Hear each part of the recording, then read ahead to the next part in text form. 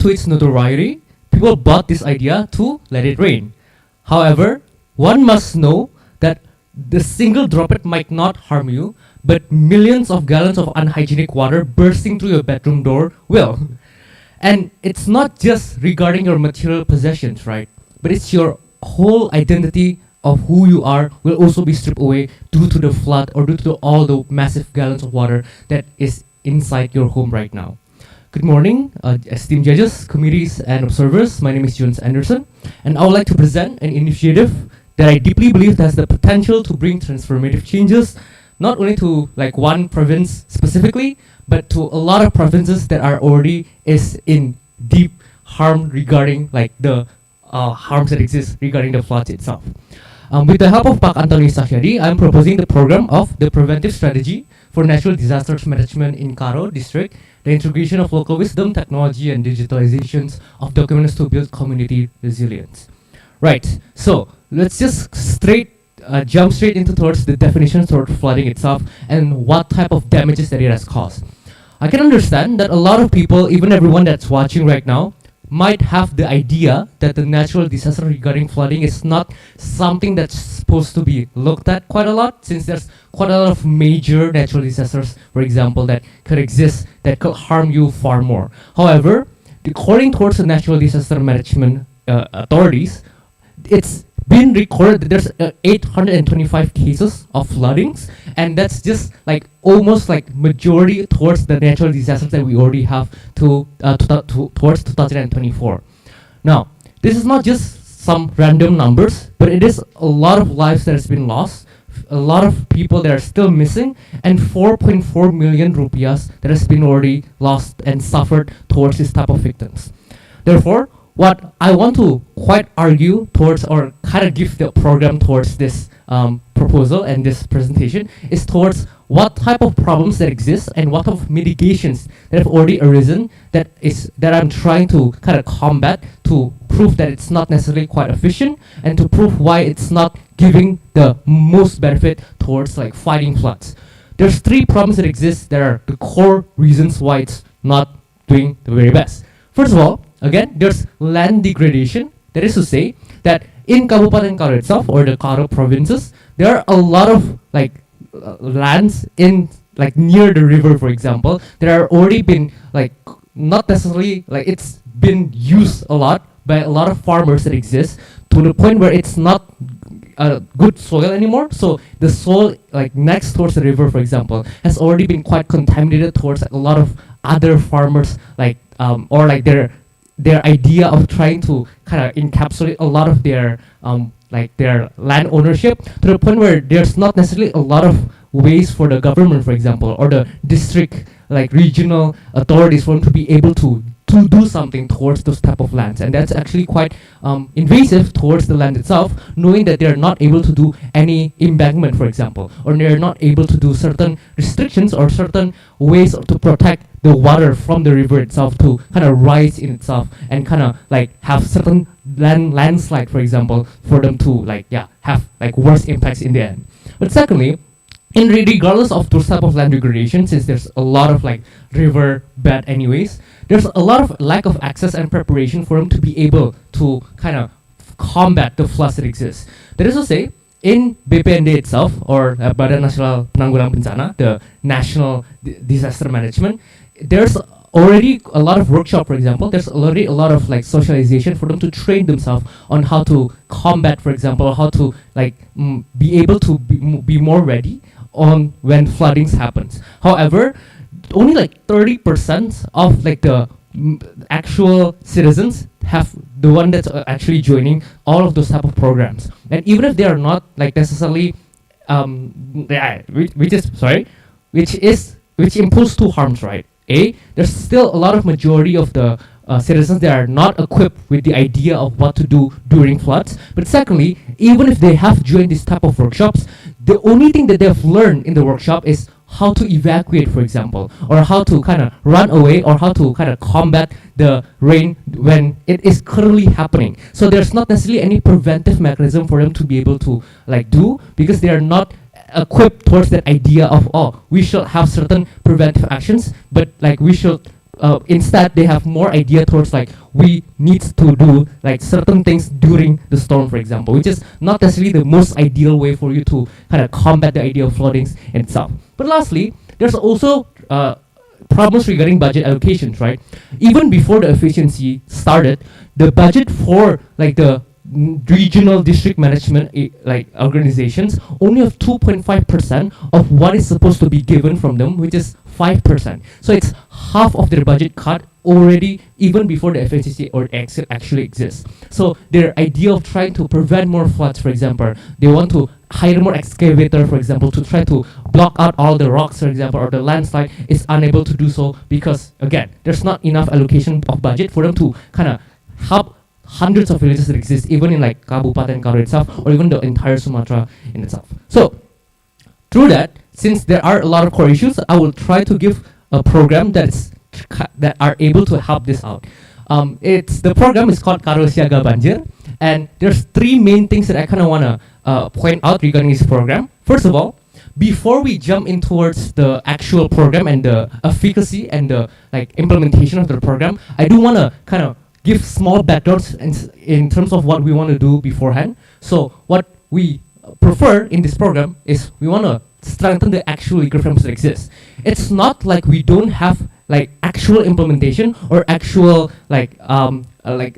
regulations that exist in this type of like areas. We do have those type of like ideas for them to be able to combat those type of floodings, but the issue relies on whether or not it's been implemented well or the execution has been run well. So before we jump into any sort of like practice or sort of implementation, it is far better for us to be able to kind of combat and kind of help the collaboration regarding enforcing this type of regulations to be able to help more of the actual district or the actual region authorities to be able to collaborate with us, or even to be able to implement or enforce their own authorities for those set of villages itself. But moving forward, after we are able to kind of collaborate, or even if we don't have the capacity for us to collaborate, then we can come towards our program, which is the Karo Water itself. So Karo Water itself is an application for them to be able to understand that there are certain sensors or there are certain weather restrictions for them to be able to go certain places, for example, which is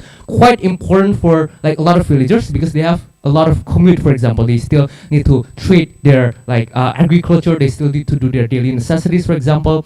Therefore, I would still suggest that this type of application is quite important for them to understand that if in terms of certain weather, like really bad weather, they are not necessarily able to go outside, for example, or they should try to prevent themselves from going outside and try to prepare themselves for the worst, for example. How are we able to understand that there are certain like flooding weathers that are very, very bad? Again, we are able to use sensors that are able to understand or analyze the weather, basically the density of the weather, or even just to understand whether or not this type of rain water is really high enough in the river to the point where it's going to flood the entire village itself. Therefore, and also the second question that might exist is regarding whether or not they have the capacity to understand to use the application.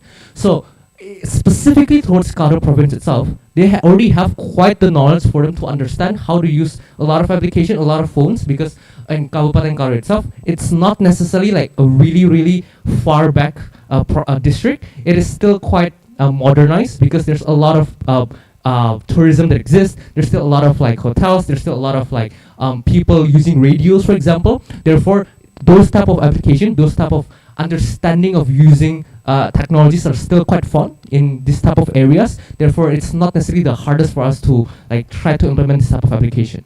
But lastly, there are also going to be certain volunteers that we are expecting to kind of help out towards the application, or even if not, it's just basically in a workshop or a socialization for them to be able to be volunteers to help out after the storm, for example, or after the floods exist. That is important for us to understand and use those type of volunteers that exist in the village, because they necessarily are the people who knows the village best. That's why it's important for us to kind of use the volunteers that exist in this type of areas, and there will be an incentive and demand for that, since it is a high intensity damages that exist in this type of places. That's why there also incentive and demand for the people to be able to kind of help out their village, for example.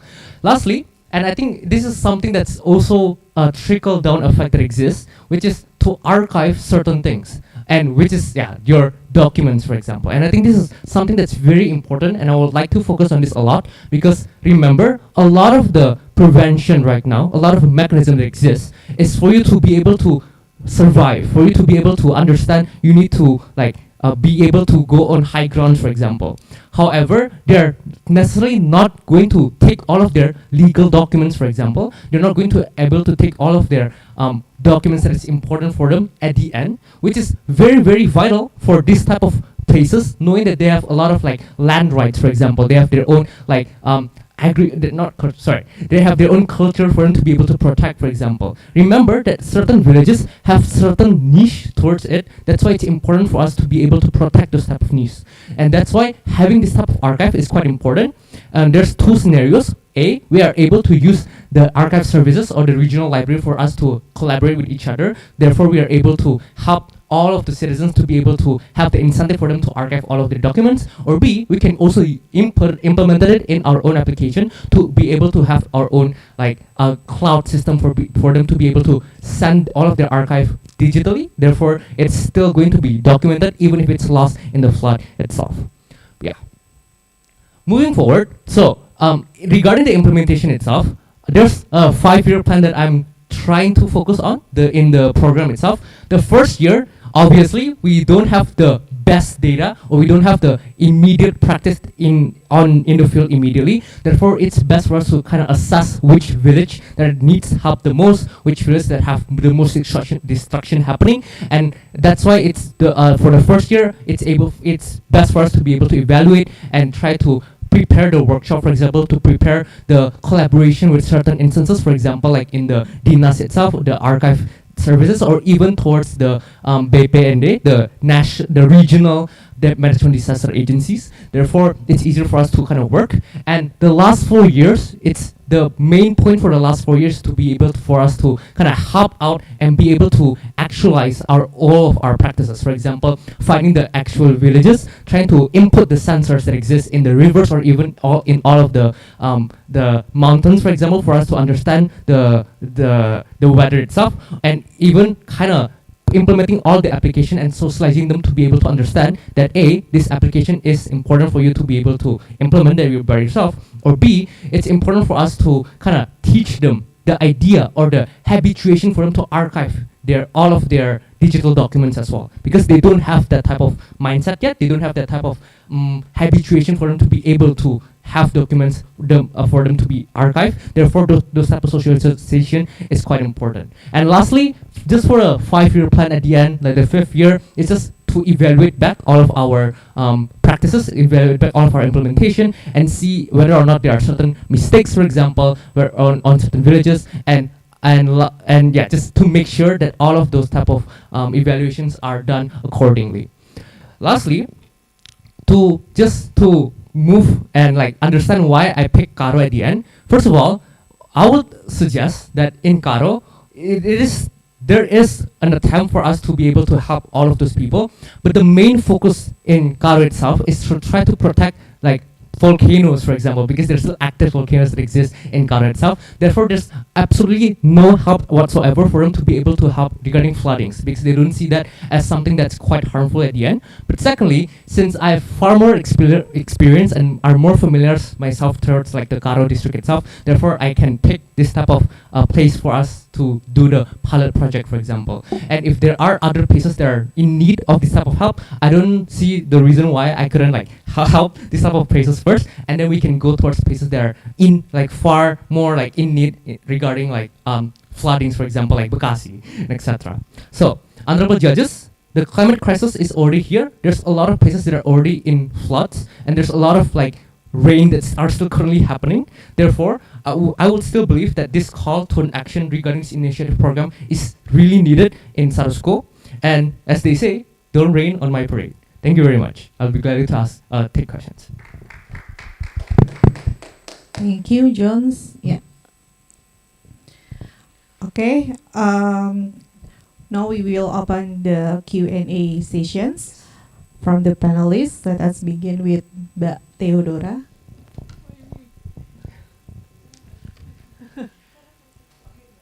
Iya, gantian. Hi Jones. Halo Mbak. Congratulations for the interesting and impressive presentation. Thank you Mbak. Are you originally from Karo? No, I'm actually from Medan, but it is I've been like to Karo in a very like a lot of instances. Therefore, that's why it's very familiar towards me regarding like what is their situation currently and etc. Yeah. Is it far from? It's very close actually. That's why it's very easy for my parents and my family to go, and like we can just go and have like some touristy spots, for example, or just go and meet our certain like small little family there in Karo as well. So it's like an hour ride, for example. Okay. So how often Karo district experience the flood? Very, it's quite common. So last year, there's around 37 floods that exist in like different regions, obviously. However, I feel like 37 out of the 800 like floods that exist all around Indonesia is already quite a high number itself. Now, what makes you believe that this digitalization, because like in this era, every answer of the questions and of the problem is the digitalization. So what makes you believe this digitalization will help Karo for Siaga Banjir? Yes, I can understand that since the idea regarding digitalization in like rural areas might pose a harm. However, I will try to like drive the answer towards why it couldn't be anything unless digitalization, since it's still a lot of places in Karo. It's a huge province, right? And there's still a lot of villages that exist. I'm quite afraid if we are not going to use like our own like cell phones, for example, or the radio frequencies. Since it's natural disaster, it is something that's quite time sensitive. It's very urgent. Therefore, if we don't use a quick action for them to notify immediately, then all of the programs will be too late. It's going to be too in vain for us to try to implement the other effects of the program. And that's why it's hard for me to not think of the idea for like digitalizations in the future. But moving towards like why it could exist and why the capacity for the Karo district to use digitalization could still be pursued. First of all, I would still believe that there's still a lot of Karo districts that are quite modernized. Back again, it's still quite close with Medan, and like Medan is already quite a small metropolitan city. That means it's still quite modernized already. The technology is already there, and there's a lot of transition, and there's quite a lot of shift towards Kabupaten Karo as well. Therefore, they're quite fun. They also quite prefer like using certain cell phones, for example. It's quite affordable now since it's easy for them to access. But secondly, I also have the idea to collaborate with certain radios. Since even if they don't have all cell phones, it's gonna impose a harm, right? There's a lot of villages there, but a lot of district Karo citizens still use a lot of radios for them to use on or their like daily activities or like just for fun. Therefore, there are something that I wrote down in my proposal or even in my Indonesian one if I didn't write it down there, to try to collaborate towards certain radios, just radio places or the areas, and try to signal in terms of like their radios to kind of express that hey, there's a lot of like bad weather right now. I suggest you to try to prepare yourself, or even secondly, just using SMS that's not using internet probably could work as well, knowing that the services might not be the best in certain villages as well. Therefore, and probably, just lastly, even if not everyone have the correct devices for them to use, I feel like a lot of villages, even a lot of like culture, a lot of like, just villages itself, the citizen itself already have a lot of incentive for them to have a collective action. We still have a really strong like principle of gotong royong. Therefore, like a lot of our solutions in a lot of villages is just to have teamwork, for example. Therefore, like even if only one person are notified, I feel that's already quite powerful enough for us to try to notify the entire village. Therefore, that's why notification is quite important in my program, and I can kind of believe that this type of notification are able to perceive very well in those type of districts. Yes. About the application itself, how the application gather all the information, like the flood or the weather, bad weather. It is very technical, but the idea regarding how you can understand what works is almost quite similar towards how like our own Samsung or our own phone, sorry, I use Samsung, our own phones have certain like weather notifications to say that, oh, it's sunny or it's raining, etc. But it might be a bit tough knowing that it's like in the mountainous area. Therefore, but the idea regarding the technical assistance is us going towards the places itself. We can go towards certain mountains and certain areas that are prone towards floodings, and we can put certain sensors there, and we can also put it in the river, so we can know when the river is going up and increase. Therefore, there's certain idea or certain not necessarily habit, but there's certain patterns regarding the floods or regarding the water that's going to rise up for them to be able to know that, oh, this might be rain. So a small comparison regarding other countries. I would also assume that our countries also have the same implementation. But in the Philippines, for example, they have actual manpower in certain regions of like their villages to kind of see all the weathers and see the clouds that exist and kind of already guess that, oh, this cloud means that's gonna really like heavy rain, for example, and they can notify those villages to not go to certain places. I feel like we can also do the same thing, but the only issue is manpower, right? So because of that, I feel like in my solutions, we can kind of focus on using certain AIs first in the Internet of Things, certain technologies, and if we do have the exact manpower that we needed, then we can increase the velocity of us understanding how to use the perkiraan assumptions regarding those type of weathers far easier in the end. It's interesting answer because have you considered to have the cooperation with BMKG or? Regarding collaboration, I feel like it is important to kind of. So the issue for me right now, and why it's kind of hard for me to like collaborate with certain organizations, is due to whether or not they're able to accept the idea regarding all of this type of program, but B, whether or not they have the enough capacity to kind of implement the program itself. So since there are a lot of like efficiency cuts, there's a lot of budget cuts that exist, and the current budget that exists also does not kind of care for like flooding. They care more towards like volcanoes, for example, or other landslide issues. Therefore, it's hard for me to kind of imagine that they're able to kind of collaborate with us or like try kind of like help us a lot at the end of the day itself. But that is your assumption. You're not actually. That is very true.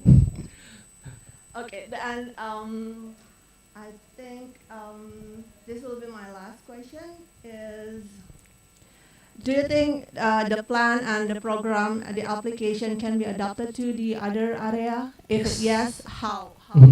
So the reason why it's very specific and it's not just a general term of like, oh, let's help people where there are floods. It's because, again, in certain areas and certain regions, of course, there's going to be different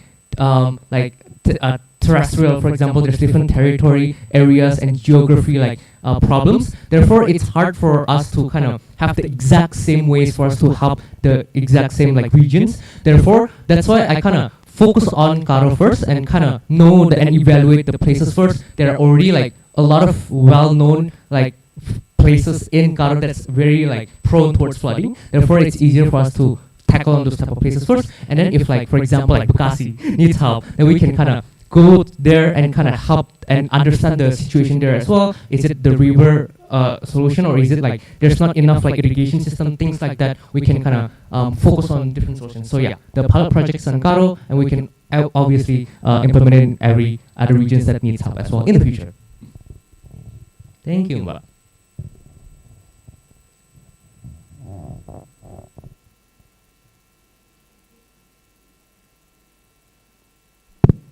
Thank you, Mbak Theodora. Next, Bang Choki. Yeah. Thank you. Good morning, Jones. Yes, good morning, Mbak. Thank you for your amazing and congratulations for your amazing presentation. Thank you. I would kind of push you a little bit on your claim and arguments and give us clarifications and more explanations about this. So I want you to elaborate on this. You say that your programs focusing on flood mitigations through legal, participatory, and technological approaches. So there are 3 approaches that are you going to use or conduct in preventing flood in Karo. Okay. And then in the title and also in the introductions, you also want to use, you will also want to integrate local wisdom. Okay. My questions will be, first, what local wisdom does or do currently exist to prevent flood or to cope with the natural disaster in Karo region? So that's actually quite an interesting point, and I'm very deepest apologies that I haven't explained that as well.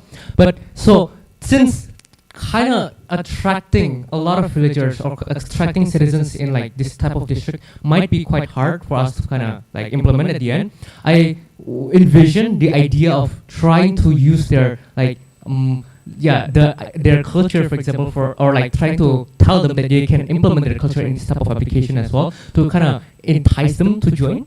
But the idea regarding those type of culture or this type of like local wisdom is essentially to say that there are certain rituals that exist in like Karo, for example, that they do to prevent volcanoes from like erupting, for example. And there's some rituals. I'm so sorry I forgot the name, but the main point is that they have like certain legends, for example, they have certain traditions that they do to make sure that the rain doesn't happen or to make sure that the volcano doesn't erupt. I feel like there's those type of small little infographics or like small little fun facts that can exist in like this type of application as well to kind of boost the idea and boost the participation regarding using the application at the end as well. Okay, and what lack from that local wisdom in order to prevent and cope with the natural disaster? Just to re-clarify, it's what's lacking regarding. Oh, okay. So the issue regarding those type of rituals or trying to hope that the rain does not rain is that the efficacies or just the outcome is not necessarily the same regarding what they wish for, right? And I think it's far better for us to be able to use this type of sensors, to be able to use small sciencey stuff to help them implement and kind of boost their idea that, hey, if you use this type of local wisdom with this, that it might work. I feel like that kind of boosts the idea of like their like tradition far more. And I think that's also benefiting the citizens in this type of regions as well. Okay. You already mentioned about it, but can you walk me through again about how are you going to integrate those local wisdom to your programs, your legal, what do you say, your legal, participatory, and technological approaches? Just to clarify a bit, so the two of the points there is a bit different. So regarding the legal frameworks or legal participatory that we're going to use, it's more towards like implementing or enforcing the like rules or like regulations that are already existing in this type of district. There are like actual like regulations like Perda, for example, like in Karo, to kind of prove that there are certain restrictions or violations that you are not allowed to do in these type of regions. For example, like the land degradation. And that's kind of how we kind of want for them to implement that far more and kind of socialize that far more. Regarding how to integrate the local wisdom or the tradition in the application itself, it's probably just the same idea of like how a lot of like a lot of companies kind of integrate local traditions as well in their own like their own brand. That is to say, in the application, we probably are going to use OLAs, for example, and to kind of like attract them far more, we're going to use their own ideas or like facts regarding their own regions. We're going to kind of just basically have certain infos or like certain legends that they exist in this type of places, or even kind of promote the idea that, hey, you can still use the principle of gotong royong here, for example. You can help out people, you can be volunteers. Things like that could still be implemented quite well in the application. Therefore, it is far easier for us to like gain participation from those type of like attempts. And do you already have all the data, informations, or documents regarding those local wisdoms? Unfortunately, I am not quite prepared regarding the local wisdom itself. What I've actually found in my research is just regarding the rituals that they do for the volcanoes and certain rains. However, for other like practices, for example, or other like principle of gotong royong that they did together, I'm still quite not quite.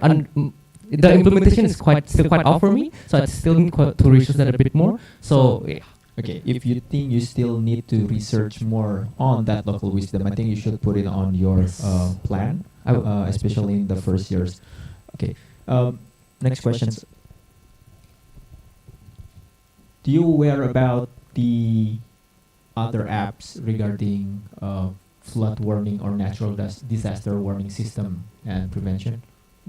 The other application that I could that kind of exists just is regarding how our phones have the weather system, for example, and they can kind of give us certain prediction of what will happen with the weather. However, I feel like those type of apps still, and it is still quite guaranteed that it's not accurate, and it's sometimes it's very bad when they say, oh, it's raining but it's actually sunny, and that's why I don't kind of want to support and collaborate with like this type of places yet. So it's still quite independent and trying to use our own like independent sensors, for example, to be able to kind of know the weather conditions in those type of districts itself. Why do you want to use your own sensors?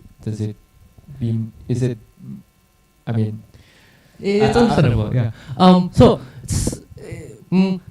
The idea regarding using our own stuff or our own like mechanisms and our own things is just regarding it's easier for us to have more investors, for example, if we are able to kind of prove that we are an independent body, that we are not connected to other like institution, for example, or we're not connected to these type of things that are already been proven that it's not the best, or like already been shown that they give inaccurate like weather predictions. Therefore, it's far easier for us to, for example, like gain the help of NGOs, for example, or like to gain there was certain like corporate corporate companies that are able to kind of help us out, since we are quite a new and like a new innovative like way for us to try to tackle this type of programs at the end. Therefore, I would say it's far better for us to use our own like technologies as of now.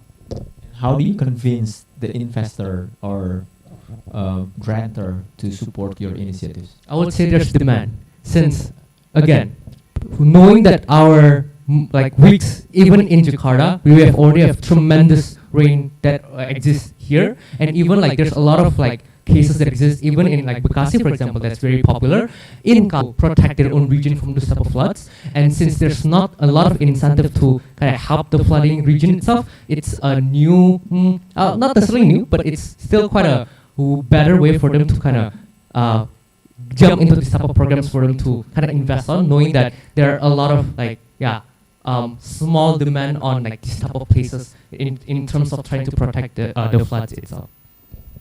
Okay, yeah, I think for my first point is how to integrate the local wisdom, because that's your claim in your paper, and my second point is I think you need to assess the existing apps and make some analysis or evaluations of what's lacking from those apps, because I've just Googled 5 seconds and then I found 5 apps regarding the flooding system or warning system about natural disaster. You mentioned one of them are run by the big companies like Google or Google especially. But the others also run by the CSO, funded and supported by the international development agencies such as USAID. So in terms of feasibility, I think you need to make a strong case and strong proposal about this idea in order to get more money or fundings from investor and grantor. So I could agree on that. Yeah, that's all from me. Thank you, Jones. Yes, thank you.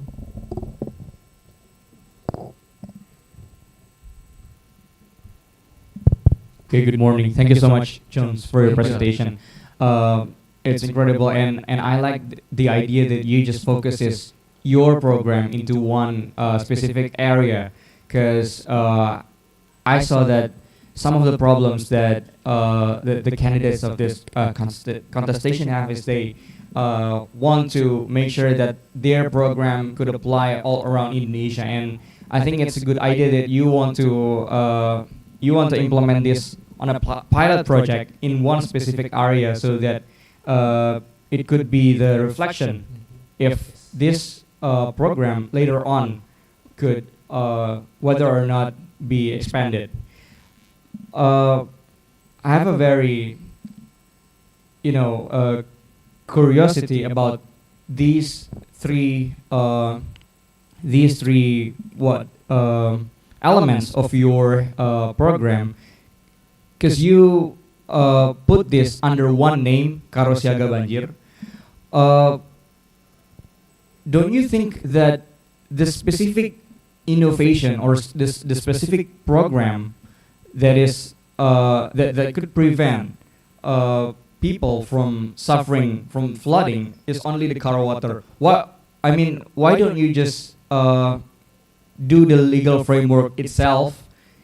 And can you do that alone, not as one unity to Karo water and to archive? Right. Yes, thank you for the question. I can understand that the seems like the program is just about the application regarding the Karo water, but I feel like all three of them is also still quite important for us to make sure the implementation is quite well. First of all, talking about the legal frameworks. So I'll tackle, okay, first thing is to talk about whether or not it's gonna work first, and I feel like it probably have a lot of like guarantees that it could work, since we are kind of just promoting the enforceability of those type of regulations. But in the best cases that it works, the issue that exists is that the current implementation of all of those type of agencies is to like, it's not preventive, it's making an embankment, for example, making like certain trees, for example, and then like let the villagers figure it out. So there's not necessarily enough innovative idea, I would say, towards the actual current implementation that exists already. In terms of just don't throw trash around, for example, or let's just make an embankment and just make sure the river is okay.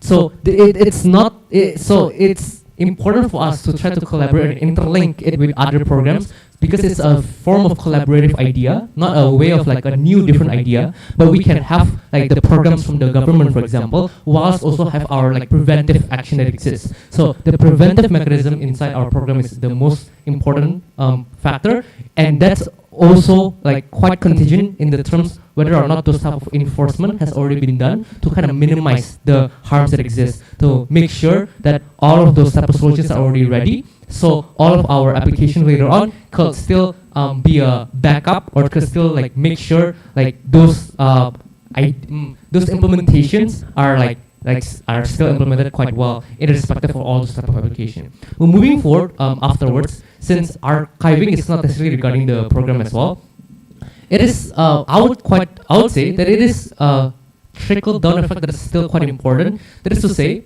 whether or not they use the program, whether or not they understand how to use it, the main idea or like the most important factor in this program is for them to know how to archive their documents, because their legal documents in this type of like regions are very, very important, since they could have like certain conflicts with their land, for example. They could have certain loss in their legal identity, for example. Therefore, even if we have Karo water itself and have that type of application in and of itself, I would say that it could work, but it's not the most effective way for us to combat all of those flooding harms.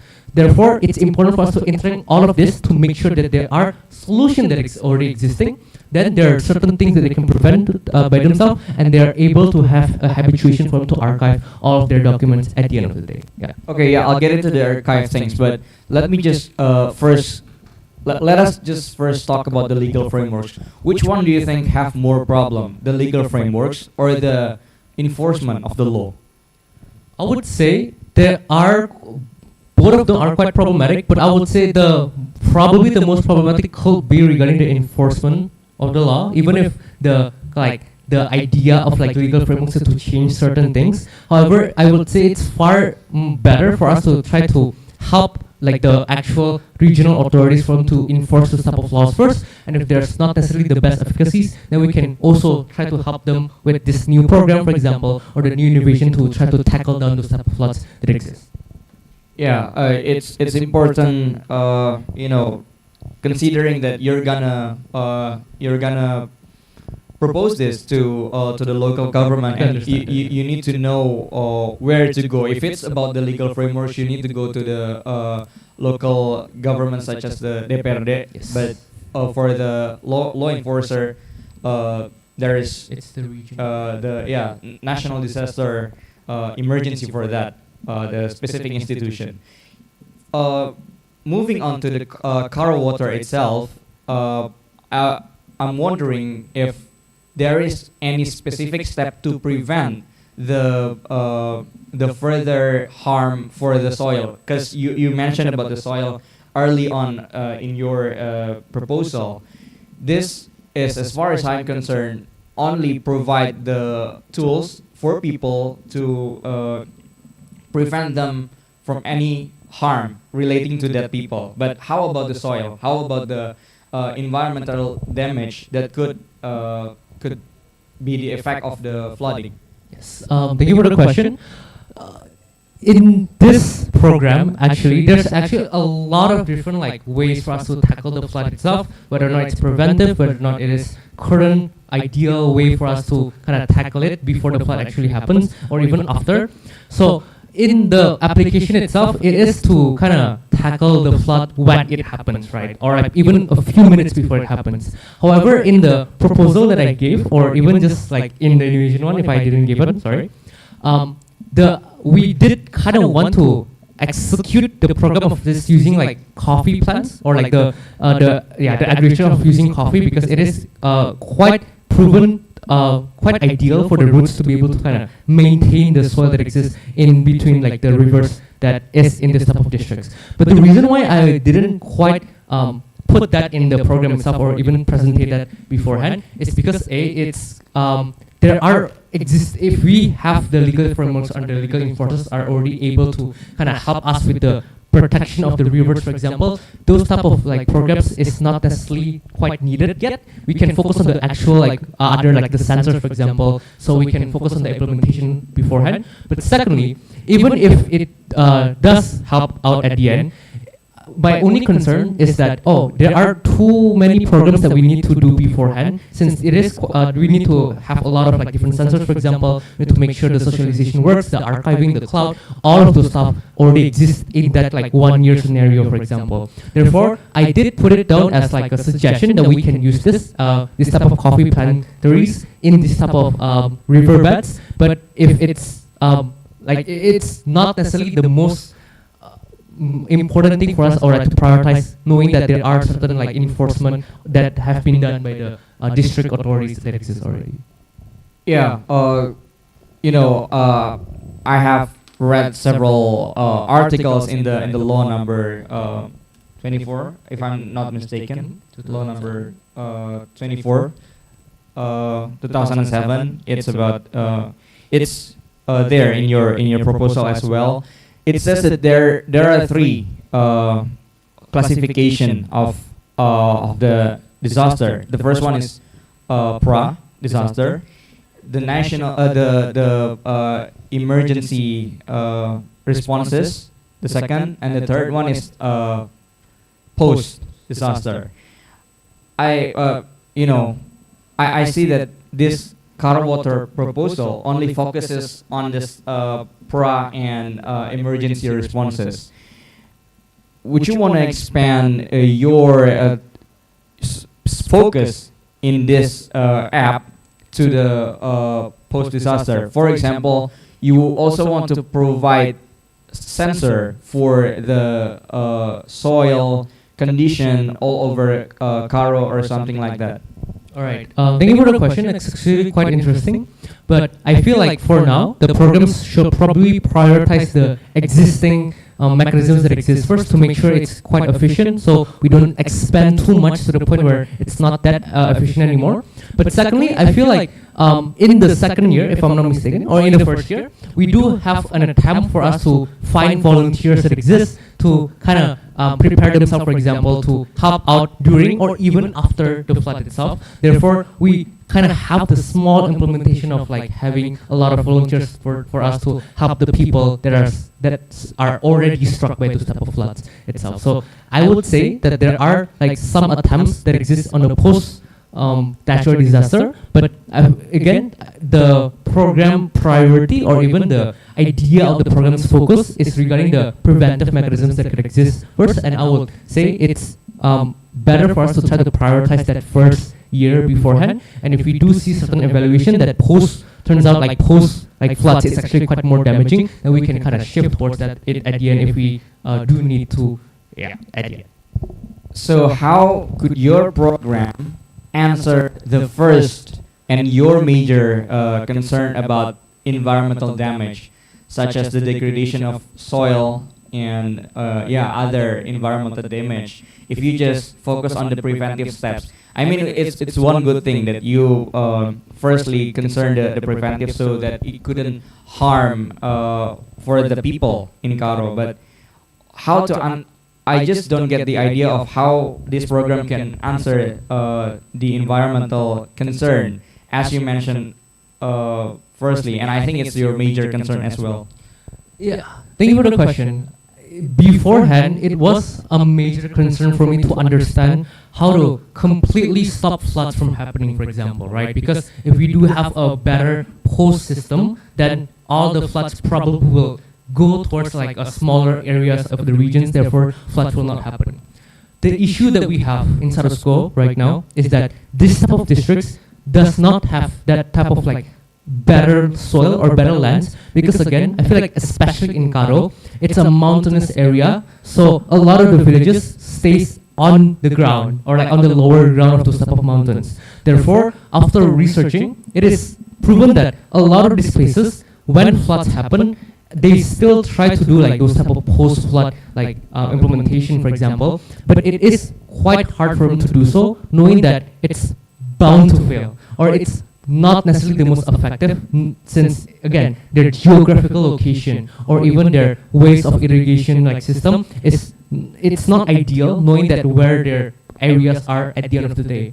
So that's why understanding that having the type of soil issues, for example, or having the like the complete stop of floodings in certain regions is quite hard for me to like implement, or quite hard for me to enforce at the end of the day.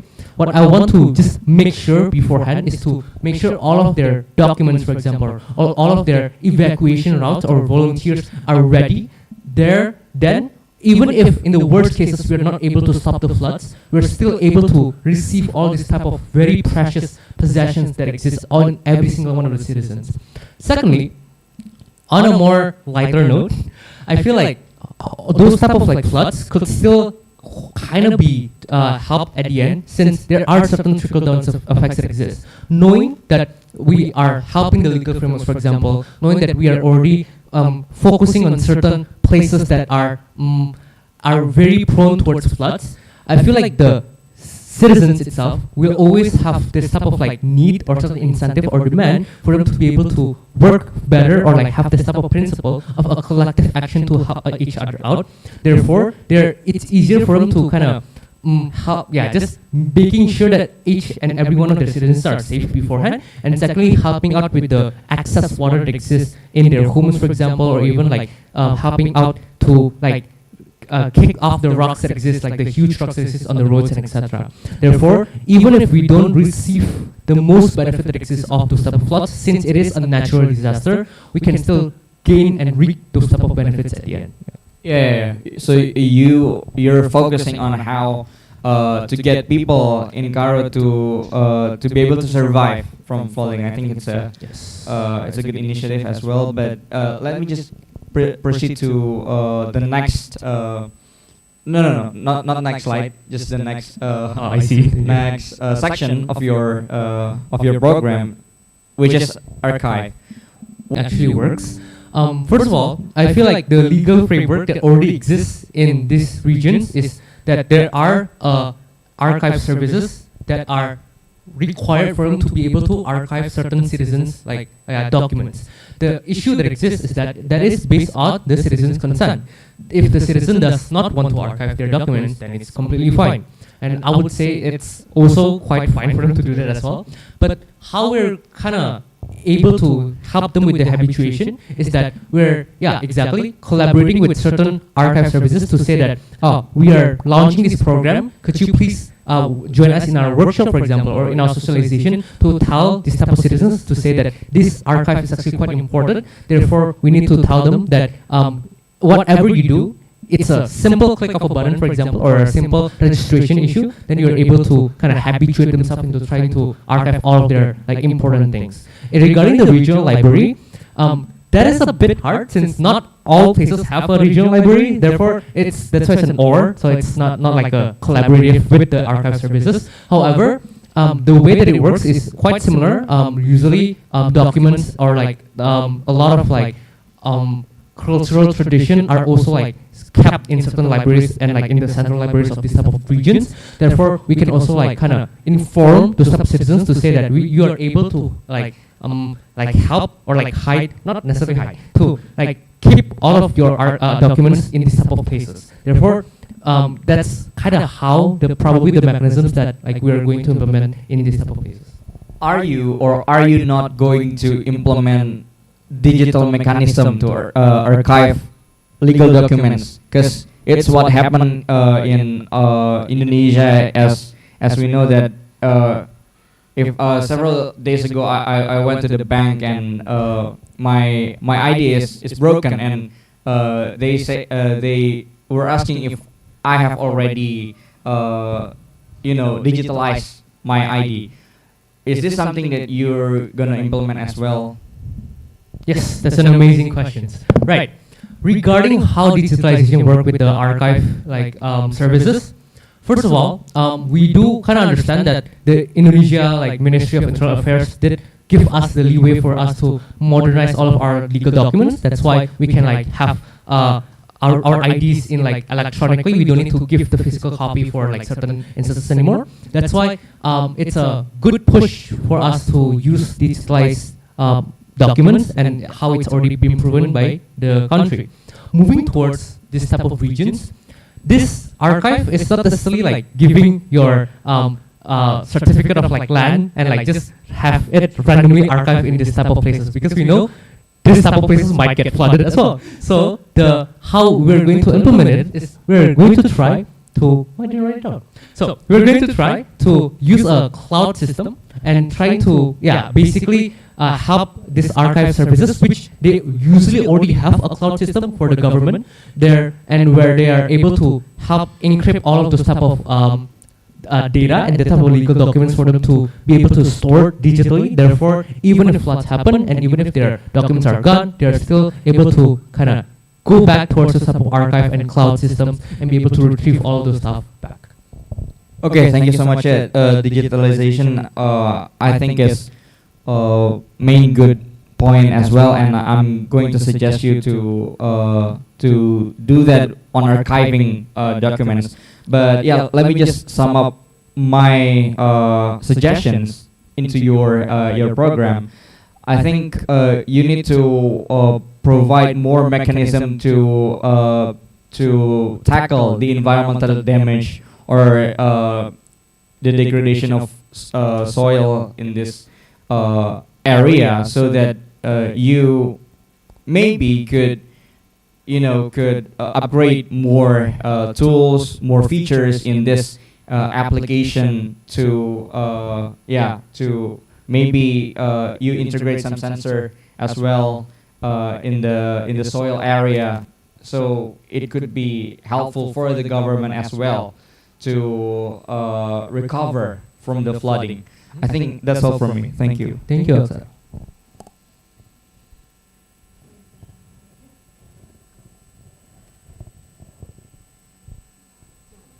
Having read your paper and hear your presentation and all the idea about the coffee plantation, about the archiving things, and plus, I think this is a suggestion. Probably the Karo district, they don't need to produce their own information, but actually just use or allocate the available or the existing data from the BMKG or from BNPD and other government that already try to provide that kind of data, but to elevate it to make it more based on the Karo district needs. And that's why, and that with that, there's also, you can, like Bang Choki question about how to emphasize on the Karo local wisdom thing, so you can what is it? make it more into one package for the community resilience rather than the digitalizations. Yes. Thank you. Well, maybe just a small comment, or just to point out, the program itself, it's if you like actually like look into it, it's actually not quite big. It's just an application basically. But what I kind of envision towards this program at the end is basically all of those type of solutions, the trickle down effect that exists, right? So the certain legal enforcement, there's the certain archiving, for example, or even the local wisdom. So I do understand that probably I should focus more towards how the trickle effect is beneficial for the community. So probably I will write it down towards in the proposal at the end. So thank you. Yeah, I know, because you also mentioned about the training for the community Yes, and actually. everything. Yeah, so There's a lot of programs that yeah, exist. so it's not. It's more than the apps itself. That's why you have to slightly change your perspective on the presentation. Yes. Okay. Nice. Thank you very much.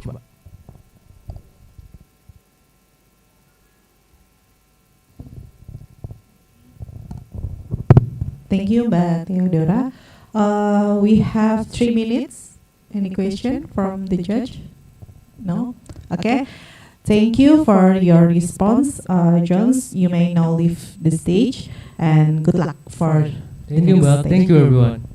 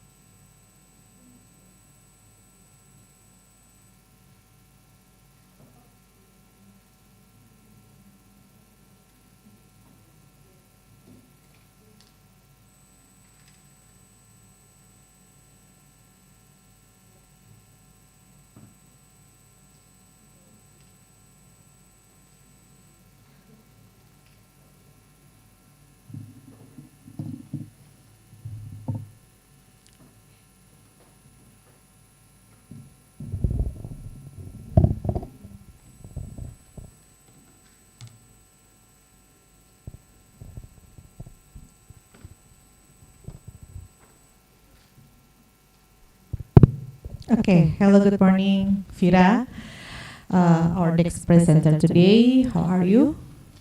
Good. Okay, good. Wanna play Already did. already? Okay. Before we begin, I would like to inform you that each participant will have 15 minutes to present your creative today ideas. After presentation, the judges will ask you one by one, and the Q&A session will last for 45 minutes. And Professor Ari will still assisting the presentation via video streaming because he couldn't be here. Okay, you ready? Okay, the floor is yours. This morning, I went from UI station to the Faculty of Law by using Bikun, where in the side part of the body, it is written electric bus. Later that day, I went to have lunch with my friends in the Faculty of Engineering canteen using Beam, which is an electric vehicle. While I already finished my class, I choose to run home by using Transjakarta, where again, in the side of the bus, it is written electric bus. From the Transjakarta station to my home, I ordered Gorite, where in the application it is written that it's an Gorite electric. Honorable judges, this is a day in the life of Vira, and most likely another Indonesian citizens, mainly in the Jakarta, where we cannot deny that day to day we are living hand in hand with something called electric vehicle. This come with the data that supported that the number of electric car sales in Indonesia is growing more and more each year. And does this necessarily means that Indonesia, with the acceleration of their EV, is achieving the net zero emission and the sustainable development goals which we are heading to? Let's delve deeper. Good morning, honorable judges and Abang Mbak. Let me introduce myself. My name is Vira Khairunisa, and I am one of the finalists of the Pemilihan Mahasiswa Berprestasi Year 2025 of Faculty of Law. And today I will present my ideas, which is titled Battery Passport, Revolutioning Electric Vehicle Battery Waste Management in Indonesia. So, speaking of definition, well, the definition of an electric vehicle is a vehicle that is used by using something called electric motor, which is supported from the energy of battery. And this definition comes from the presidential regulation in Indonesia. So, just like any other battery, the one that we use in our watch, the one that is used in this remote, a battery has a limited lifespan. Where, speaking of the EV battery, it has the lifespan average of 10 to 15 years. Then what happens when the battery lifespan has already ended? Then it can become an electronic waste or e-waste if not managed properly. And this comes hand in hand with the saying that new way will only produce the same problem, but in new form if it done without proper management. And this also applies to the electric vehicle things, where the transition to electric vehicles will leave behind the number of electric waste that is come from the battery, and it is harmful to the environment. Next, speaking of urgency, so why does this needs to be tackled in the present way? Well, hereby I separate the impact of the problem in two schemes. The first one is in the present, and the later one is in the future, or in my projection 5 to 10 years to come. The present impact will be the increase in electronic waste, which this impact will lead to environmental pollution both on land and on water, and exposure to hazardous substance which contained in an EV battery, mainly in lithium, nickel, and also cobalt. And in the future problems, this will consist of three. The first one is unachieved NZE and SDGs targets. The second one would be risk of toxic exposure, explosion, and fire hazard. And the last one, which is the accumulation of these two impact, will be increasing exploitation of natural resources due to their need for extraction of raw materials for the new batteries. So, there are this concept called circular economy, which is spring by UNDP, where in definition, a circular economy is an economic model that designs that products and materials are meant to be reused, remanufactured, recycled, or recovered, and retained in the economy for as long as possible. Which is here I have the diagram of the 5 concepts of the circular economy. Indonesia has used this concept, and through the 5 priority sectors of the circular economy, one of it is electronic equipment, which is implemented by electric vehicle. And the usage of circular economy is because Indonesia believes that the implementation will lead to provide great benefits in the future, mainly in 2030, which is here one of it is the the add of PDB to in the number of 5, 9, and 3 to 6, 3, 8 trillion, and then the minimization of waste and also emission. Now, Indonesia has made several efforts in line with the urgency of the EV battery waste. So this effort is not enough. And why is that? It is because three reasons. The first one is there is no clear classification of EV battery waste as a hazardous waste. And this leads to the second one, which is there is no strategy to track EV batteries throughout their life cycle. And these two accumulate in the number of e-waste in Indonesia has reached 2 million tons in 2021, with 56 of it coming from Java Island, which we all know that the center of the EV in Java Island is in Jakarta. Next, now let's take a look at the implementation on European Union, where in the European Union, they just launched a new regulation, namely the EU regulation on batteries and waste batteries, which make this regulation stand out is they initiate a system in it called the battery passport system, where the battery passport system is mandatory to apply for all of the EU member states, also their citizens as well as businesses that sell car in the EU.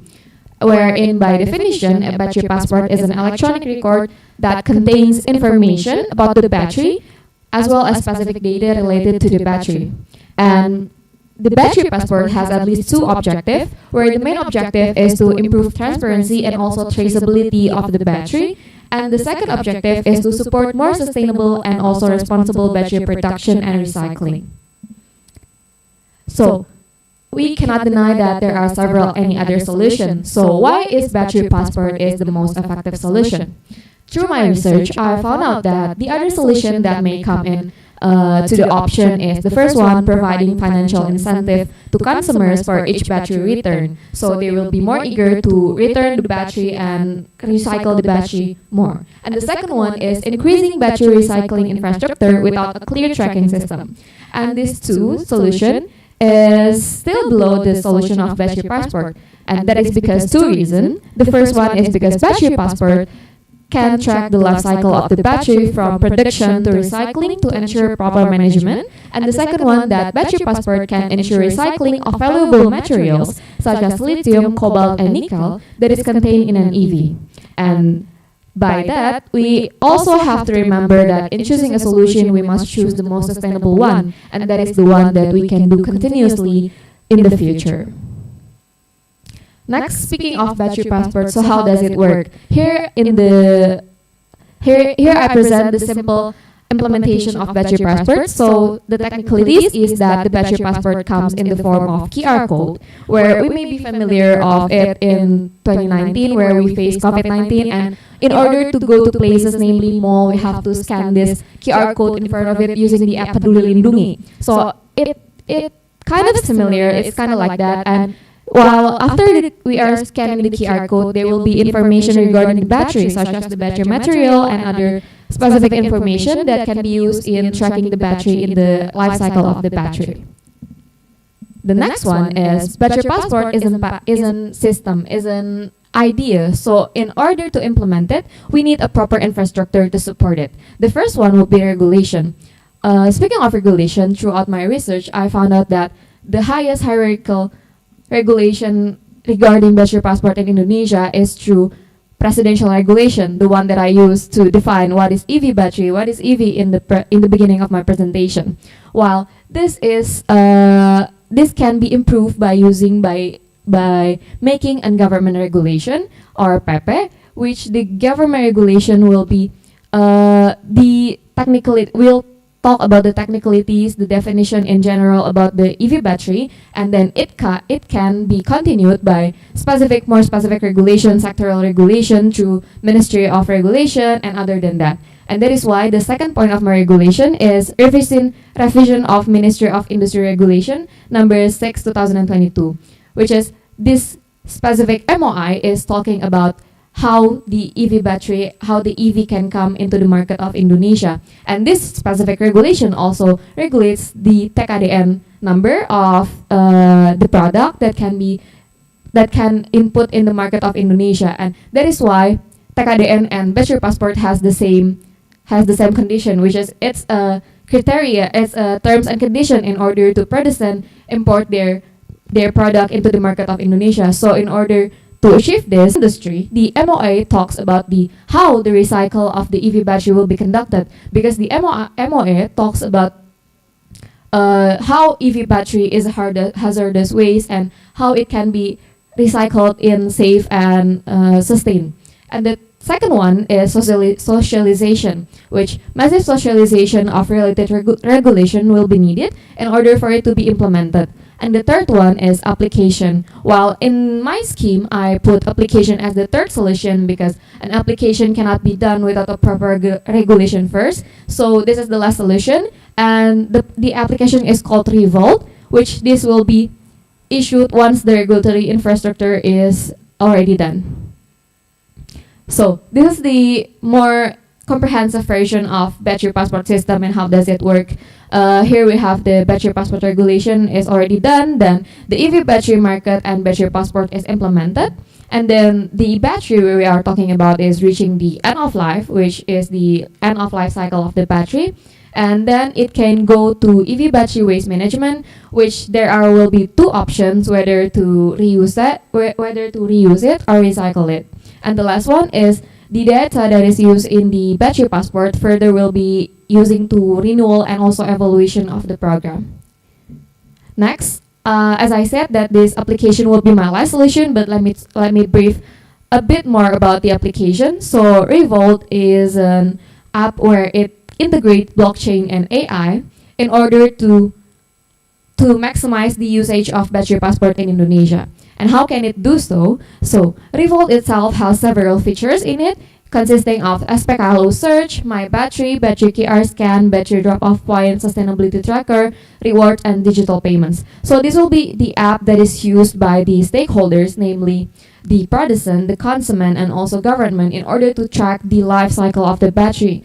There are several information that will be closed from the public and also open to the related stakeholders only, but there are also information that can be accessed by the consumer. And the function of this application is to make it easier to access information on EV batteries, and it goes to all of the stakeholders involved. Now, who is the stakeholders? So in this case, the stakeholders involved in this program will be the Ministry of Industry, Ministry of Environment, Government of Indonesia, business actors, of course, and then partner company and consumer. Here is the partner company is the one that is currently by the government of Indonesia. They are making agreement to work with IBC and KTL in order to make the Morowali recycling industry of EV battery. Next, the battery passport system is a big scheme of work, and therefore I have provided my stages of work plan, which consisting of planning, establishment, implementation, and effectiveness measurement, which we can see here that it cannot be done in a one quick time. It must go gradually and stagely. Okay, we do not inherit the earth from our ancestor, we borrow it from our children. Honorable judges, just like the initiative of paid plastic bags bring by Bang Adika Sundarmadi as our president from the Mapres FHUI, this issue has the same urgency. It has the same urgency because if not now, when? If not us, who? Thank you.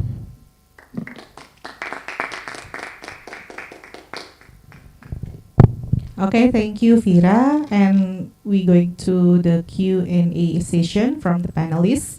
Let's begin with Theodora again.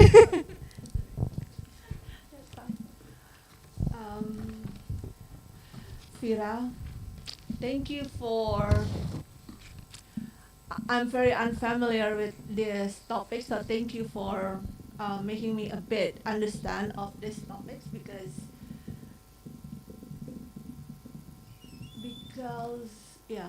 I'm really unfamiliar and what makes me familiar of this topic because of the Luhut news about the EV So my question is, because I don't understand about this whole battery passport things. And my question is, you mentioned about why battery passport is important, and you also explained about the application itself. But can you please just walk me through, so what is the battery passport actually is? Okay, so in electronic equipments, there usually contain serial number which can be used to track where the battery is located. And a battery passport is like an advanced version of it, where it can become into in two ways. Which one is serial code, and the second one is through the QR code. So the differentiate between the regular serial code and this battery passport is that this battery passport is integrated in the system of the Predicen, where let's talk about the implementation. If I buy a car, an electric vehicle car, and the car came, if the Predicen of the car is using battery passport, then when the car comes to me, they already know that oh, the car is in Jakarta, and then I use it for like 5 to 10 years, and they can also see that how the degradation of the battery, where do I use the car to, and how is the number of emission that is going through the electric vehicle that they produce. And me as a consumer, I can see that, oh, the usage of me in my EV is resulting in this degradation of the battery. Oh, I have to contain my battery health for as long as possible, and all those other things. So to put it more specifically, it's technically like a passport that a human use in order to go to the other countries, but it is used in an electric vehicle. Your example is using the private car. So how about with the beam or any other what is it? The electronic vehicle? All right. It's actually a pretty general concept, because the battery passport doesn't see if the EV is used for public or for private, because the main idea of it is for the person to stick this QR code, this specific serial code in the vehicle. So the passport is intact with the batteries, and it helps to collect the data of the lifespan of the batteries. Exactly. And you mentioned that you adopt this idea from the European, which country from the Europe, and how they implement this.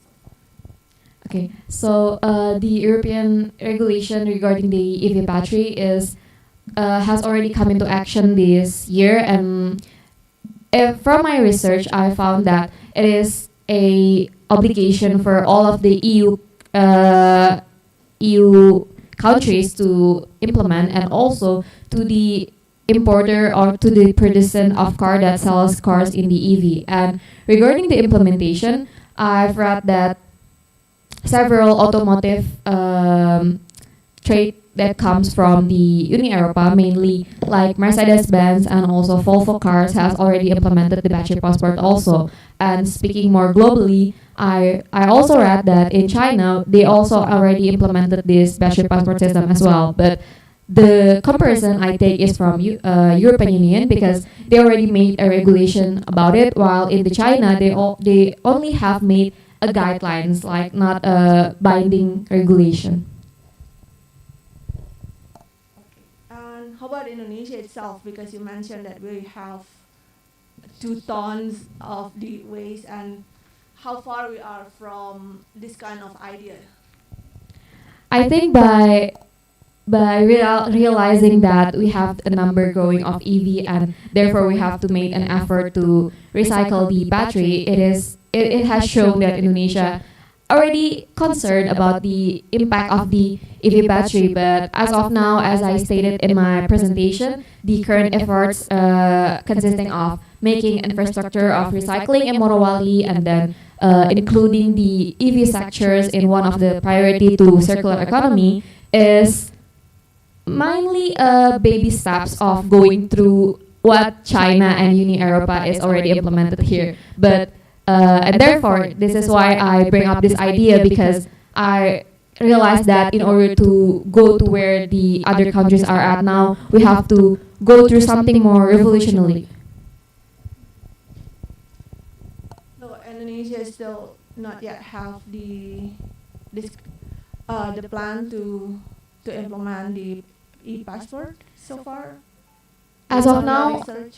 As of now, the Indonesia has only regulates about the how once the battery is as contained, it can be recycled in the Morowali recycle infrastructure. But in the aspect specific of the how the battery is going to come back to the person, they are as of now they not contain about it in any regulation. So it still comes in ranging ranging from seller to seller, so it's not specified. So what is the first step that Indonesia government need to do to implement this? As of my ideas, the first one that we need to do is making a governmental regulation where in the GR then this next step is to revise the Ministry of Industry and Ministry of Environmental, because not gonna lie, the regulation that we have now is already so sectoral, so specific and technical, so we can add to more make it more coherent to one and another, and in order to do so we need to make the big regulation first through the GR.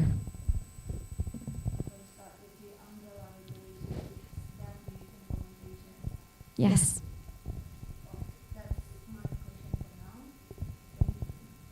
Thank you. Okay. Aksara, please. Okay, thank you so much, Vira. You had a really great presentation. I believe that your idea is real and very transformative, considering that we are now a growing country towards the electric vehicle. A lot of numbers towards new automotive brand comes into Indonesia offering electric vehicle, whether it's car or a motorcycle. I just want to know how can you monitor this? Okay, first of all, I believe that this is a great idea on the passport, battery passport, but you say that the passport will help to monitor the battery use. My first question: who will be the if we're talking about the monitor system, is this the government that monitors people from using the battery or someone else? Okay, thank you, Aksara. So, because as I said before, this is the work of the Ministry of Industry. So they are the one in charge of making sure that each one of the EV batteries that come in Indonesia, it has to be stick with the battery passport. And when the implementation, who is in charge of the monitoring, so through my application ideas, which is the Revolt, the application can be used by several stakeholders to monitor it at the same time by using blockchain and artificial intelligence. So the blockchain itself will be used to be a big database where it can track all the transaction that is conducted in the EV battery and all of the users, and it will be then presented both to the consumer and then to the partisan, because here the concept that I bring is extended production responsibility. So it is mainly pinpoint to the partisan to make sure that the EV battery that they produce is contained with the battery passport, and they are also the one in charge to do the monitoring throughout the whole battery life cycle. Supposed to be I have the electric vehicle and I have the battery, I have the passport. How if I don't want to organize my battery, and then if the usage is over, if the life cycle is over 10 years, I'm just gonna put it in my backyard, or I'm just gonna put it so rudely without considering any environmental harm, and I just gonna buy a new battery. How can the modular system ensure that there are no people doing such things? Okay, so speaking of the application first, the revolt helps the consumer to know which the degradation of the battery. So, for example, if your EV battery has reached the number of 80% of the usage and it is near the EOL, the application will notify you by saying like, Aksara, your battery is at 80% and it will continue to reach the EOL, just like how we look at battery health on our phone. And it will also be announced to the person. And if the consumer, if the user is not responsible enough to return the battery back to the person, what will be the sanction? So this will be the job of Ministry of Environment, where the reason why they are in the stakeholder is because they are the one in charge of the recycle of the battery, and it also require the step to take back the battery from the users to the person, and this will come in two options. The first one is to give it back to the person itself, maybe through car dealers or car dealers, or the second one is through the government of Ministry of Environment, and maybe the second one can be implemented to maximize the efforts of taking this nakal users. Okay, yeah. It is a vital part of Ministry of Environment role. Why do you think the compliance of the law couldn't focuses to the car brand, so that they would organize all the battery that they produce, that is that the user of the car is using. So it is not pressuring on the consumer, but for the dealer as their responsibility to produce or to sell the battery. Mainly because while I also implement the EPR system in my paper, I also noticed that Indonesia bargaining value is not as big as the one EU got or the one in China got, and we cannot implement all of the burden in the partisan, and the least the consumer can do is making sure that they check the battery, that they return the battery once it has reached the EOL. And this is in my idea, they will comply to the system, because in the future I initiated that the application that I initiated will be collaborating with the application of PLN. They already has this application to monitor EV, but specifically just to navigate, to locate where is the aspect ILU called charging. And in order to make sure the compliance is enough, I initiated that the aspect ILU must in order for a user or consumer to go to aspect ILU and charge their EV battery, they must use this application, so that they cannot charge their battery, they cannot go or buy another battery if they already has this old battery that they just throw in the back of their backyard. Okay, yeah, interesting. This requires a strong collaboration, at least between the industrial ministry and environmental ministry. Now, speaking about regulation, correct me if I'm missing this point. You said that the umbrella law is the presidential regulation. Currently, it is yes. How could presidential regulation could be the umbrella law of government? Because you said earlier that the government regulation could be the technical regulation, which is it translated that the government regulation will be under presidential regulation. No, Yeah. maybe I clarified it a bit. So what I'm saying is, as of now, we all only have the presidential regulation, and that is why I initiated that we need to make a government regulation, so that the hierarchical would be government regulation, presidential regulation, and then the other regulation below.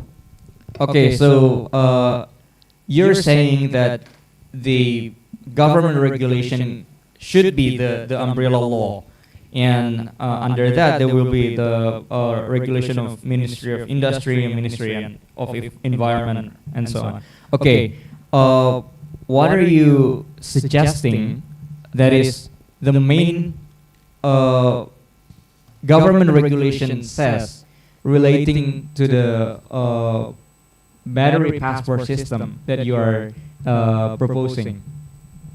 Okay, so if we're talking about comparison, maybe the real one would be the one contained in UU PDP, where there are this system called TROPA, record of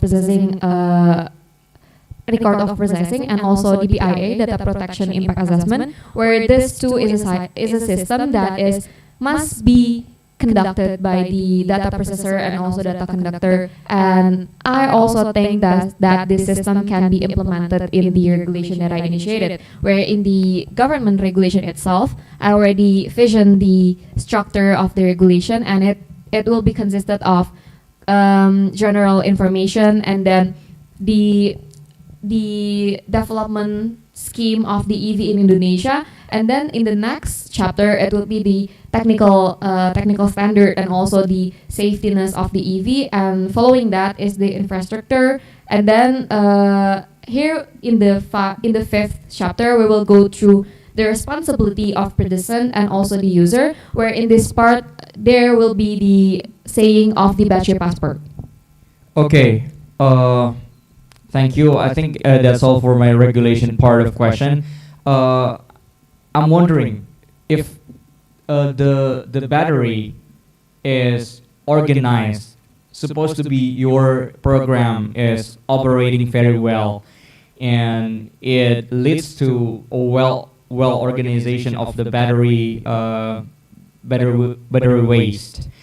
What's the next step? I mean, if they are organized and they at the end of the day get into one point that is all the battery waste in Indonesia is locating, they're just going to be waste, right? What's next? What are you suggesting to maybe kind of make this waste useful again or something? Thank you. Okay, so because I refer to the circular economy, it is correct that what you say is true.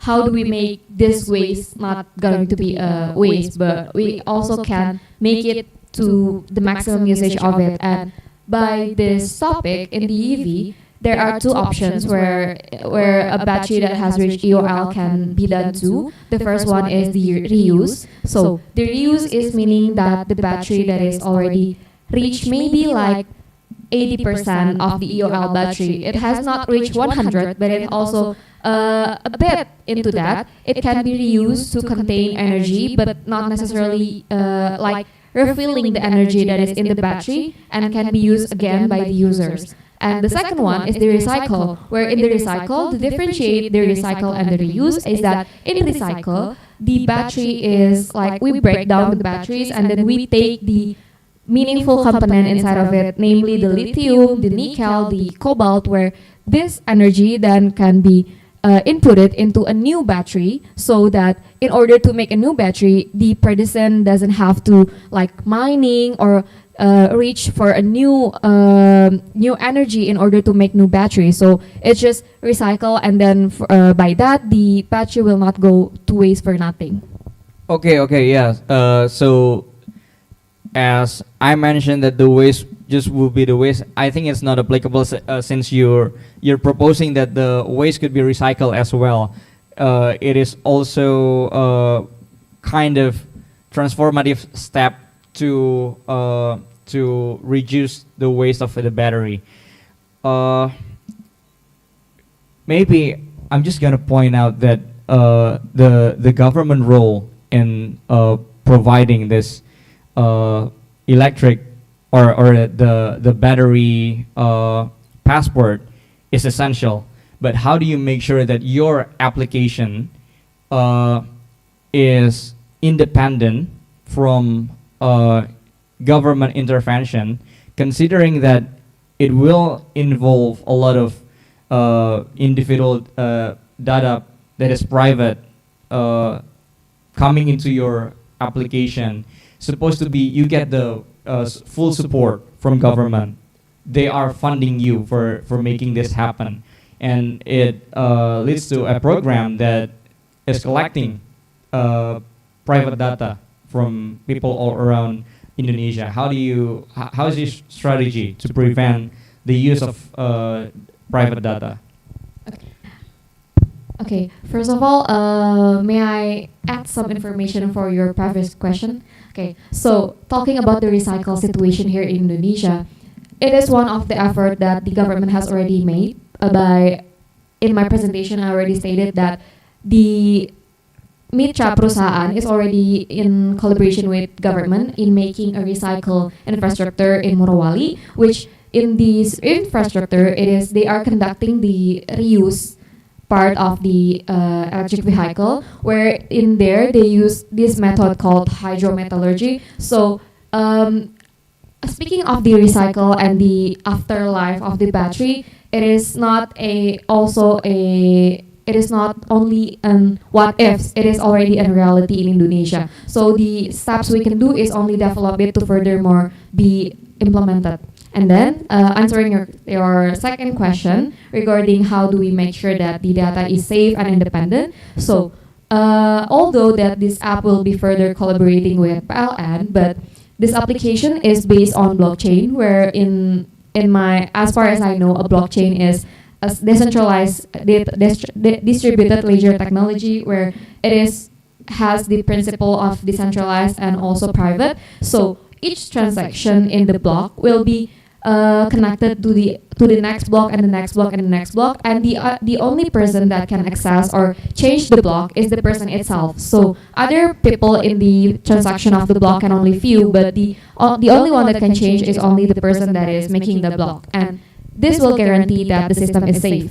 And then the blockchain itself will be the big bulk of this application, and the AI, in the other hand, will come in hand to more like making sure the data that is inputted is correct, like the degradation of the battery. We can train the AI using generative AI to read like how much does the battery degrade each year, how much does the emission that we give out in each of our rides, and things like that. So by using these two scheme of technology, I believe that we can conduct an independent and also an safe application. Okay, thank you so much. I believe it's answered my question very well. I'm just wondering, how did you first come up with this idea? Are there any experiences that interest you on analyzing this electric battery use? Thank you. Okay, so from my experience, I first read about this issue is because I am applying to a competition, a paper competition specifically, and it talks about circular economy, but not as specific as electric vehicle. But the topic I choose at the moment is about electric vehicle, because it was in 2022, and it was the rising of the electric vehicle. So from then until now, I'm still interested in the EV sector also, because not gonna lie, I see them every day, Wuling, BYD, and other in UI specifically. And also to the second question, which is, I'm sorry, can you? No, I think it's just your specific experience is your competition. You register in one competition that discusses this specific topic. Maybe that's all for my question, but I have one input. I think you need to further focus on the compliance to the producer, so it makes government easier to implement the regulation. because they also have this licensing, licensing mechanism to the producer to produce the battery and also the vehicle. So I think this requires also collaboration with the companies, vehicle companies, to make this program not only regulated but also implemented very sustainably. Thank you. Thank you, Aksara. Yeah, thank you. Thank you and congratulations, Vira, for your amazing and interesting presentations. It's really great topic. We always learn a lot from the presenters, new topics and new ideas. Um, um, Aksar already stole my questions about the ownership and how do you balance the individual protections with the government interventions, because it can be used to track someone's activity, and some people, some citizens might threatened by that. So I think you already addressed it. So my questions will be first, is there any regional or global system in tracking the EV battery use in place right now? In Indonesia, there has not been, but if we're talking about the European Union, they do not have specific or specific system that is made by the government to regulate all of the sellers in the EU. So the regulation is implying the burden of making sure the system is make and all those other things in the producer's hand. Okay, so it's on producers' responsibility to ensure that the producers and also consumers can track the EV battery use. Yes, Is that correct. Okay, and then is there any also regulations in a region like EU, ASEAN, or global like I don't know, like Paris Agreement, something like that, in order to propose and promote the EV battery use tracking system? So as far as I do my research, the two countries that has implemented is one the European Union and two is the China, where in the European Union it is implemented in the form of regulation, and in the China, as far as I know, it is in the form of guidelines. So it's not as legally binding as the one in the EU. Please enlighten me about the supply and change of EV battery. And to answer my next questions, will you integrate the your proposed system Revolt with the other existing EV battery use tracking system? Okay, so the supply chain would be if the car is produced with the separate EV batteries, then the batteries will be imported and to make sure it is integrated in the car, and then the car will be sold as one, and then it will enter the market of Indonesia. Well, in the process of integrating the battery passport would be where the producer is manufacturing the products. In the EV battery, they will integrate the serial code and also the systematical of the battery passport inside of the battery. And then outside of it, for the consumer to access, it would be in the form of QR code that may be printed and be put it in the inside of the car, like the one behind the steer and all that. And then after it want to enter the Indonesian market, the MOI is responsible to check if they compliance with the regulation in Indonesia, and then the EV will get into the market of Indonesia and can be sold. Okay, so who bears the responsibility to input or submit the data about the battery? Is it the battery producers or the automotive industry? The battery producer. The battery producer. So if the battery produced in China and Vietnam, and then those company in Vietnam and China are obliged to submit under our government regulations, is that correct? Yes, that they the must rules? comply with the law. Okay. That will be interesting if Prof. Ari is here, because I don't know whether our government regulations, I'm not sure. So, Bang Ari, if you're here, please ask this type of questions. I'm not sure whether the government regulations could have a power to ensure the company who are operating outside Indonesian jurisdictions to submit and submit the data. And my next question is: will you integrate the EV battery system if it exists, the Revolt exists? Will you integrate these tracking systems with the EV battery use tracking system that already exists in China and European Union? If so, or not, what's the reason and what's the potential obstacles in integrating those data? Okay.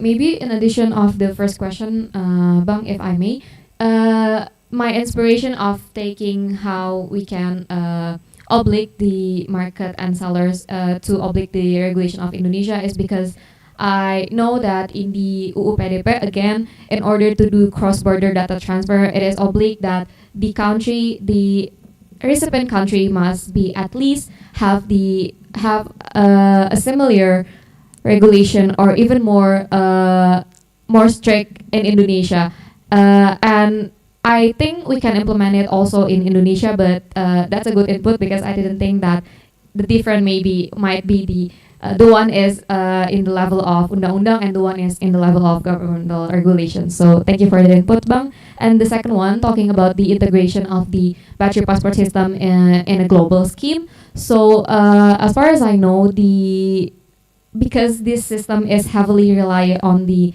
producer, so maybe if we talk about Wuling as the producer, if Wuling itself has a system that they produce in their car and they import their car to they export their car to other countries, then it may be up to them if they want to have the same passport and it connected globally no matter where the car may located. But if the manufacturer of the car or the battery choose not to generate this level of global scheme for their battery, then maybe it can be implemented in a more smaller way, such as regional and also from country to country.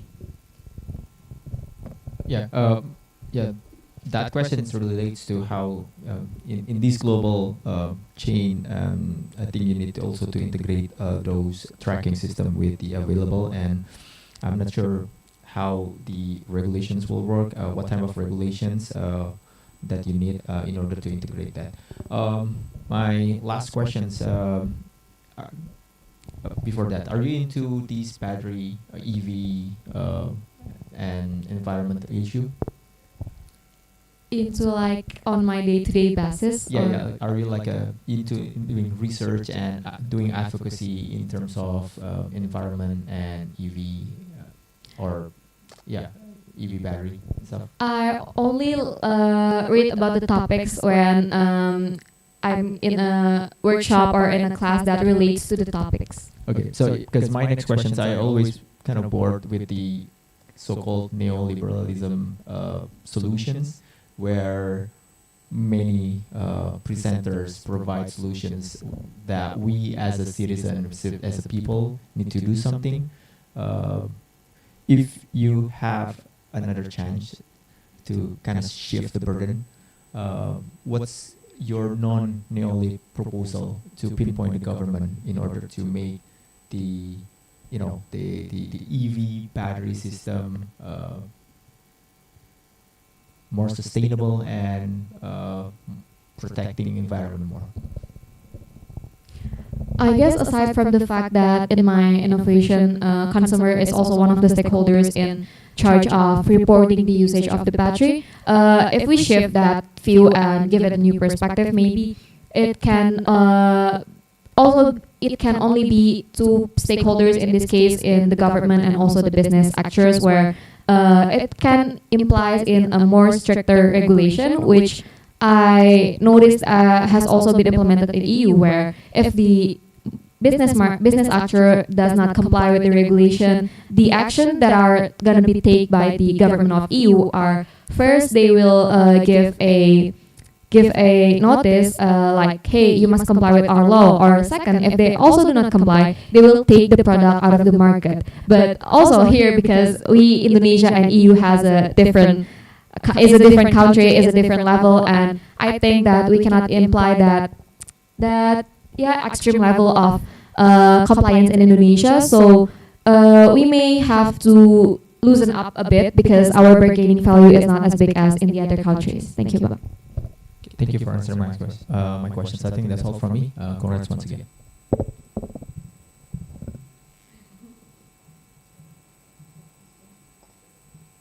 Your last question, your last answer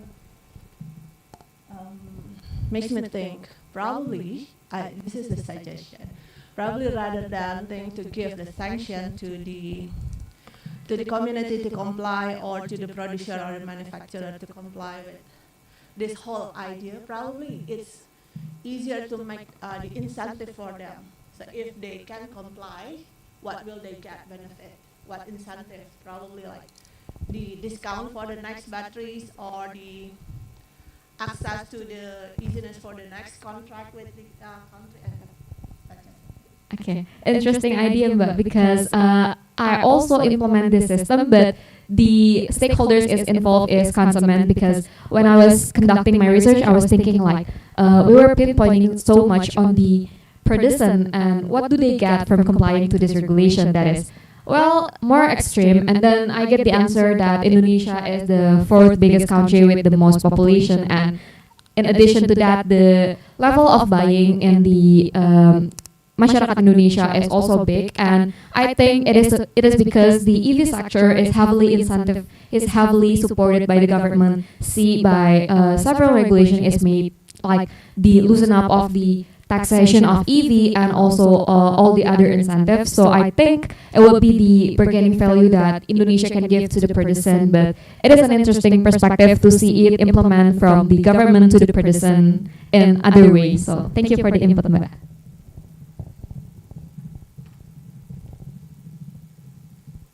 We will still have 8 minutes. Any question from the judges? Enough? Bang Choki, enough? Okay. Thank you, Vira, for your presentation today. You may now leave the stage, and good luck for the next. Okay, thank you to the judges. We will now take a break, yeah, and we will back again at 1 p.m. with 2 more presenters. Okay, thank you.